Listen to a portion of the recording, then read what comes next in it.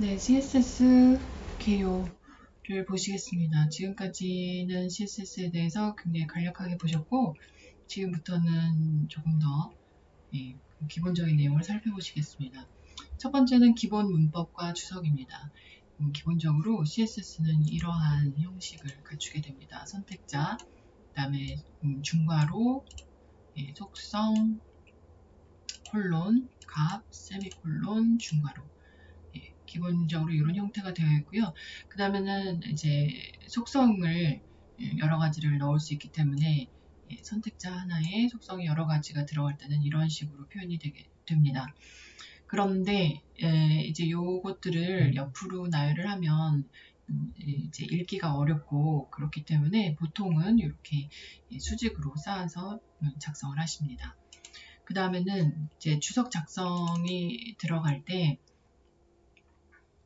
일전에 설명드렸던 것처럼 CSS에서나 HTML이나 JS나 상관없이 컨트롤하고 슬래시 키를 이제 누르시면 그러면 이 주석 처리가 자동으로 됩니다.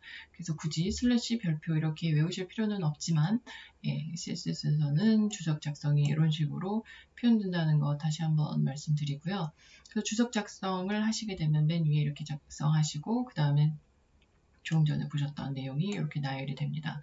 그래서 실제로 작성하면 이런 식으로 보여지겠죠. 그런데 이제 물론 여기 주석 작성 요 파트에는 이제 말씀하고자 하시는 내용을 작성을 하시게 되죠.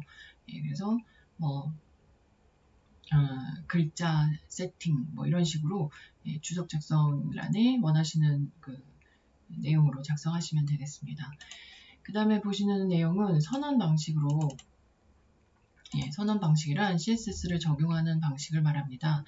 내장 방식은 HTML 파일 내에 스타일 태그를 이용하는 방식입니다. 그래서 HTML 파일 안에 이제 같이 그냥 동일한 하나의 HTML 파일 안에 이 스타일 태그를 사용을 해서 그 헤드 파트에 들어가는 거죠. 헤드 태그 안에 이렇게 그 스타일 태그를 넣어서 그 안에 스타일을 작성하는 방법이 있었습니다. 그리고 그 외에도 또 이제 학습하신 내용은 이 링크 방식이라고 해서 CSS 파일을 별도로 만들어서 연결한 방식이 있었죠. 그래서 링크를 타입하시고 입력하시고 그 다음에 탭키를 누르시면 이제 이런 그 코드가 만들어지는데 이제 우리가 했어야 하는 파트는 이 href 그 링크 그 경로를 입력해 주는 것만이 저희가 이제 더 추가로 했어야 하는 내용이었습니다. 여기서 중요한 거는 링크는 파일을 병렬로 가져옵니다. 즉 연결된 파일을 한꺼번에 죄송합니다. 한 번에 비슷한 말 이제 뜻이 되긴 하겠는데요. 한 번에 가져오므로 파일을 불러오는 속도가 비교적 빠릅니다. 그 내용 기억해 주시고요. 그 다음에는 이제 인라인 방식으로 해서 스타일을 HTML 태그 안에 직접 추가하는 방식입니다. 지금 보시는 것처럼 이렇게 그 태그 안에 그래서 이거는 만약에 div라는 태그가 있다 그러면 그 안에 스타일을 이렇게 쓰시고 그 다음에 이렇게 스타일을 설정을 해주시면 되는데요. 이것이 이제 필요할 때마다 바로바로 작성하면 되니까 편리해 보이실 수 있겠지만 CSS의 우선순위 즉 명시도를 고려할 때 이 방식은 지나치게 그 명시도 1000점 지나치게 우선시되므로 코드를 덮었을 수도 없고 유지 보수에 문제가 발생하므로 유의하셔야 합니다. 그래서 별로 권장하지 않는 방식입니다.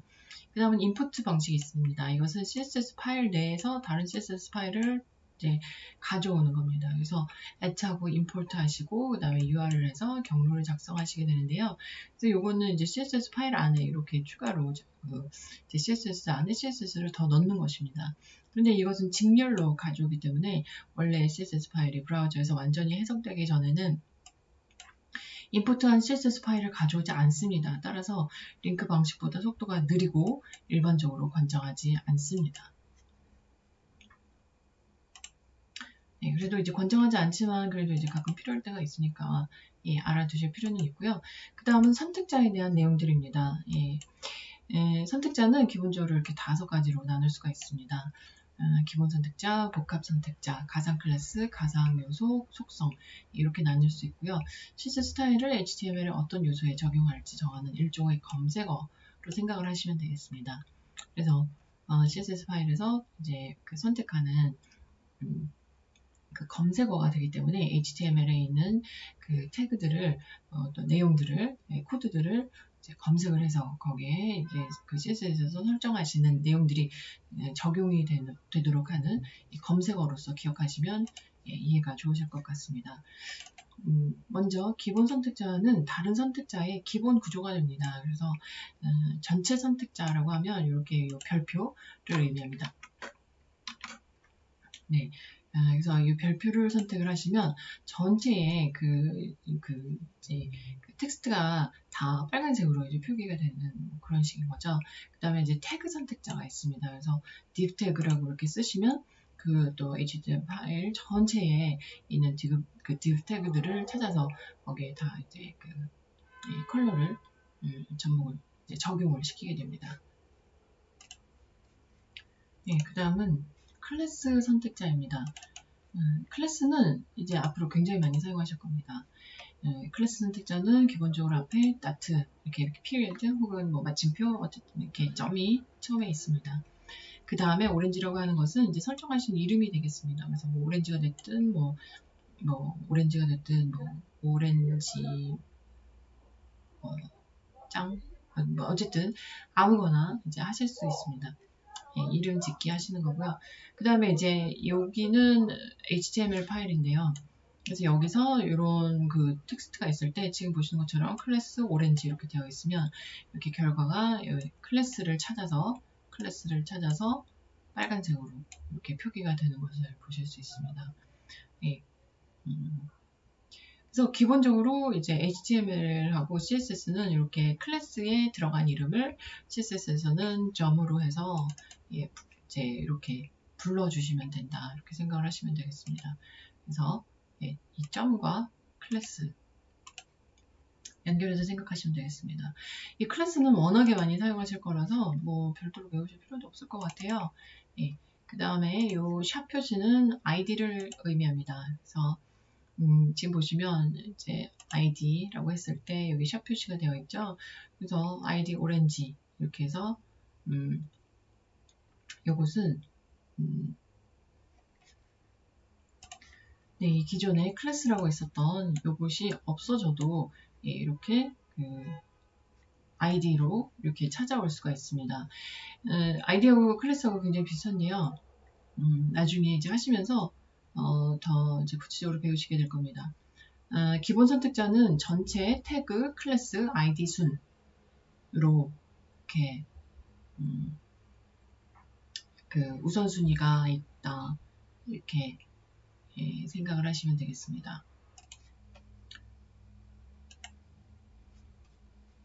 네, 이제 ID와 클래스의 차이점 이런 것들은 이제 나중에 그 상세하게 코딩을 더 많이 하실 때 그때 더 학습하시기로 하시고요.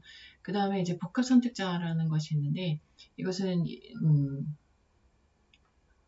거기에 이제 일치 선택자라는 것이 있습니다. 복합 선택자라는 것은 일단 기본적으로 그 두 개 이상을 이제 붙여서 작성을 하는데 사용된 기본 선택자들을 동시에 만족시키는 요소다. 무슨 뜻이냐면 이렇게 스펜과 나트 오렌지가 두 개가 하나 이상 이제 두 개 이상이 이제 붙어져 있죠.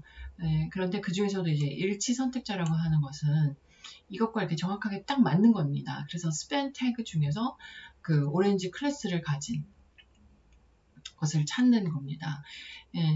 이제 그 지금 이렇게 기초 단계에서는 코드들을 읽으시면서 해석하시는 것이 중요하다고 말씀드렸잖아요. 그래서 이렇게 다트가 나올 때는 스펜 오렌지는 스펜의 오렌지 이렇게 의 정도로 해석을 하시면 되겠습니다. 그래서 여기서 보시는 것처럼 스펜이 있는데 그 중에서도 이제 오렌지인 것. 그래서 스펜은 뭐 여기저기 다 나올 수 있잖아요. 그래서 그 중에서도 이제 클래스가 오렌지인 파트를 선택을 해라. 그래서 둘 중에 하나가 아니라 스펜 중에서 오렌지. 그래서 둘 다 이제 동시에 만족시키는 그것을 찾아서 적용을 시키게 됩니다. 그래서 지금 여기서 설명이 뭐 복잡했는지는 모르겠지만 이 형식 쓰는